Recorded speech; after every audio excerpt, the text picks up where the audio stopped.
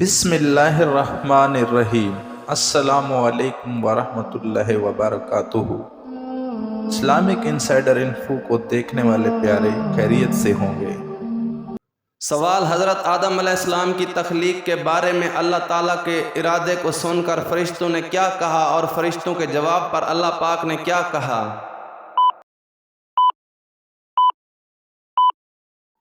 جواب: فرشتوں نے تخلیق آدم علیہ السلام کے ارادے کو سن کر اللہ پاک سے کہا یہ زمین میں فساد برپا کریں گے، تو فرشتوں کے جواب میں اللہ پاک نے فرمایا کہ جو بات میں جانتا ہوں تم نہیں جانتے۔ سوال: تسبیح ملائکہ سے کیا مراد ہے؟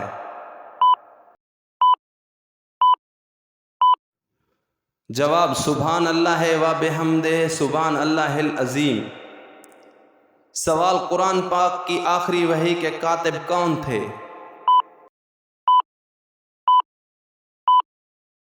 جواب: حضرت ابی بن کعب رضی اللہ عنہ قرآن پاک کی آخری وحی کے کاتب تھے۔ سوال: کیا بے جا سوالات کرنا ناپسندیدہ عمل ہے؟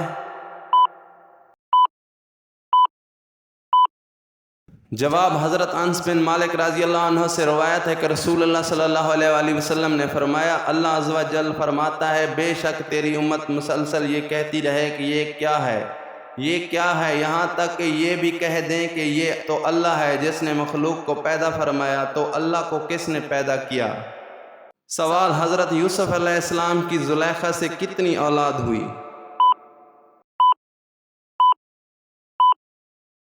جواب: آپ علیہ السلام کے زلیخا سے 2 لڑکے پیدا ہوئے، ایک افراسم اور منشا۔ سوال: کیا میت کو قبر سے نکالنا جائز ہے؟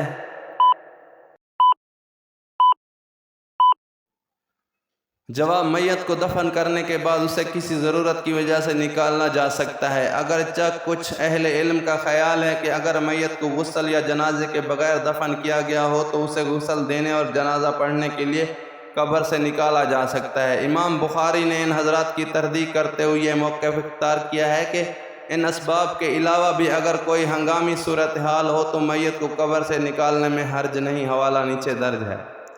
سوال: چوری کی سزا میں ہاتھ کاٹنے کی سزا کی تجویز کس صحابی رضی اللہ عنہ نے پیش کی؟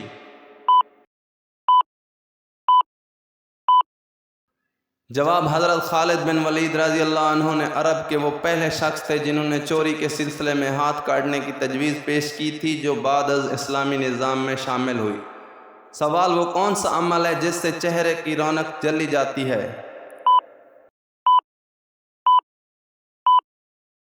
جواب: زنا کرنے سے چہرے کی رونق چلی جاتی ہے۔ سوال: خیرات کا حکم قرآن مجید میں کتنی بار آیا ہے؟ جواب: قرآن مجید میں خیرات کا حکم 150 بار آیا ہے۔ سوال: کفار نے جب حضرت ابو بکر صدیق رضی اللہ عنہ سے کہا لو دیکھو تمہارے محمد صلی اللہ علیہ وآلہ وسلم کہہ رہے ہیں کہ وہ رات ہی رات میں بیت المقدس بھی ہو آئے ہیں، یہ سن کر حضرت ابو بکر صدیق رضی اللہ عنہ نے کیا فرمایا؟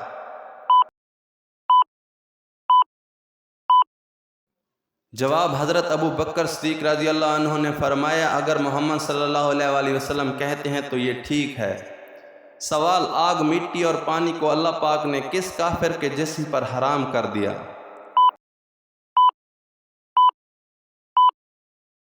جواب: جب فرعون دریائے نیل میں غرق ہونے لگا تو اس نے اللہ سے آخری فریاد کی تو اس کی فریاد کو سن کر اللہ پاک نے حضرت جبرائیل علیہ السلام کو حکم دیا کہ اس کے منہ میں دریا کی کیچڑ ٹھونس دے، پھر ارشاد خداوندی ہو آج ہم تمہارے مردہ جسم کو تا قیامت محفوظ کرتے ہیں اور مٹی، آگ اور پانی تمام چیزوں پر تمہارے جسم کو حرام کرتے ہیں تاکہ آنے والی نسلوں کے لیے عبرت کا نشان ہو۔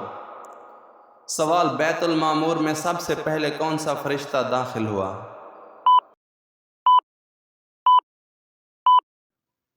جواب: بیت المعمور میں سب سے پہلے داخل ہونے والے فرشتے کا نام حضرت اسماعیل علیہ السلام ہے۔ اس مسجد میں ہر دن 70,000 فرشتے داخل ہوتے ہیں، پھر قیامت تک دوبارہ ان کا نمبر نہیں آئے گا۔ بیت المعمور کی عظمت آسمان میں بیت اللہ کی طرح ہے اور یہ بالکل بیت اللہ کے مقابل ہے۔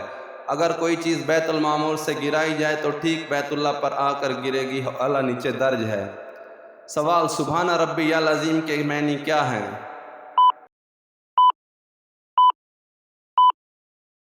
जवाब पाक है मेरा परवरदिगार अज़मत वाला। सवाल वो 10 सहाबा रज़ी अल्लाह अन्हो जिनको हज़रत सल्लल्लाहु अलैहि वसल्लम ने जन्नत की बशारत दी, जिनको अशरा मुबशरा कहा जाता है, वो कौन कौन सहाबी हैं? जवाब वो 10 सहाबी रज़ी अल्लाह अन्हो ये हैं: हज़रत अबू बकर सिद्दीक़ रज़ी अल्लाह अन्हो, हज़रत उमर रज़ी अल्लाह अन्हो, हज़रत उस्मान रज़ी अल्लाह अन्हो, हज़रत अली रज़ी अल्लाह अन्हो, हज़रत तलहा रज़ी अल्लाह अन्हो, हज़रत ज़ुबैर रज़ी अल्लाह अन्हो, हज़रत अब्दुल रहमान बिन औफ रज़ी अल्लाह अन्हो, साद बिन अबी वक़ास रज़ी अल्लाह अन्हो, साद बिन ज़ैद बिन उमर रज़ी अल्लाह अन्हो, अबू उबैदा बिन जरह रज़ी अल्लाह अन्हो। हवाला नीचे दर्ज है। सवाल: खाने में बाल का निकलना किस खतरनाक मुसीबत की तरफ इशारा है? जवाब: अक्सर लोगों का ये कहना होता है कि वो जितनी मर्जी एहतियात कर लें तब भी उनके खानों में अक्सर बाल निकलते हैं, तो उसकी वजह क्या हो सकती है? खाने में बालों के निकलने की वजह कुछ भी नहीं है, सिर्फ और सिर्फ एहतियात का न होना। अक्सर लोग इसको जादू के साथ जोड़कर लोगों को वहम व विश्वास में मुब्तला करते हैं, जैसा कि इन मामलात का जादू टूने से कोई ताल्लुक़ नहीं, और खाने से बालों के निकलने पर वहम व विश्वास में पड़ना ही दरअसल एक ख़तरनाक मुसीबत है जिससे इंसान का ईमान कमज़ोर होता है। सवाल: किस बदबख्त ने फरिश्तों के साथ खूनी जंग की?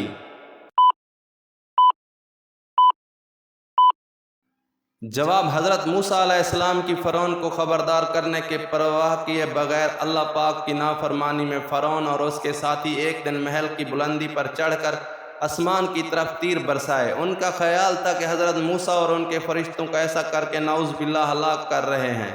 उन्होंने आसमान की जानिब जब तीर चलाए, तीर जब वापस आए तो वो खून आलूद थे। फ़रौन और उसके साथी खुशी से कहने लगे, हमने मूसा अलैहिस्सलाम के रब को नाउज़ बिल्लाह कत्ल कर दिया है। ये फ़रौन की सरकशी का आखिरी मार्का था। इसके बाद अल्लाह पाक ने हज़रत जब्राइल अलैहिस्सलाम को हुक्म दिया कि फ़रौन के महल को तबाह कर दो। हज़रत जब्राइल अलैहिस्सलाम ने अपने पर मारकर इस महल के 3 टुकड़े कर दिए। सवाल: फ़रौन की शर्मनाक पैदाइश का राज क्या है? जवाब: फ़रौन से मुतल्लिक़ एक तवील साइंसी तहकीकात के बाद अब उसकी असलियत दुनिया के सामने आ गई है, क्योंकि महरीन आसार कदीमा, तारीख़ दानों, साइंसदानों और महरीन ने मिलकर मिस्र शहर के अंदर फ़रौन के मकबरों के शहर में मौजूद ढांचे पर जदीद टेक्नोलॉजी से और कंप्यूटर की मदद से 2000 जिस्मानी नक़ूश की मदद से इसके जिस्म और खदोखाल की तस्वीर को तैयार किया तो मालूम हुआ फ़रौन कदर नाज़िक जिस्म का मालिक था। इसका बायां पाँव टेढ़ा था। बीमारी और कमज़ोरी की वजह से वो छड़ी के सहारे चलता था। उसके माँ बाप के DNA के नमूनों से ये साबित हुआ कि उसके माँ बाप आपस में बहन भाई थे। महरीन का कहना है कि फ़रौन की जिस्मानी कमज़ोरी की वजह भी यही थी कि उसके माँ बाप दरअसल बहन भाई का रिश्ता था, और यही फ़रौन की पैदाइश का एक शर्मनाक राज है। सवाल: अगर कोई खातून कमाती है तो उसके शौहर की तरफ से नान नफ़ाका माफ़ हो जाता है?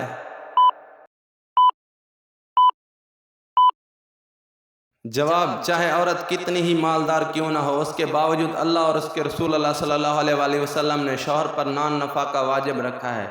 नान नफ़ाके का इतलाक़ 3 चीज़ों पर होता है: नंबर 1 लिबास, नंबर 2 रिहाइश, नंबर 3 खाना पीना।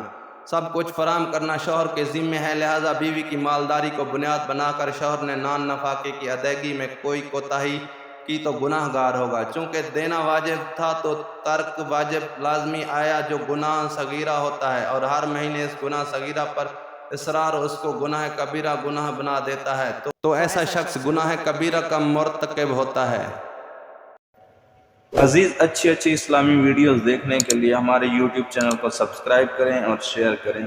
तब तक मिलते हैं एक नई वीडियो के साथ। हमें इजाज़त दीजिए। अल्लाह निगहबान।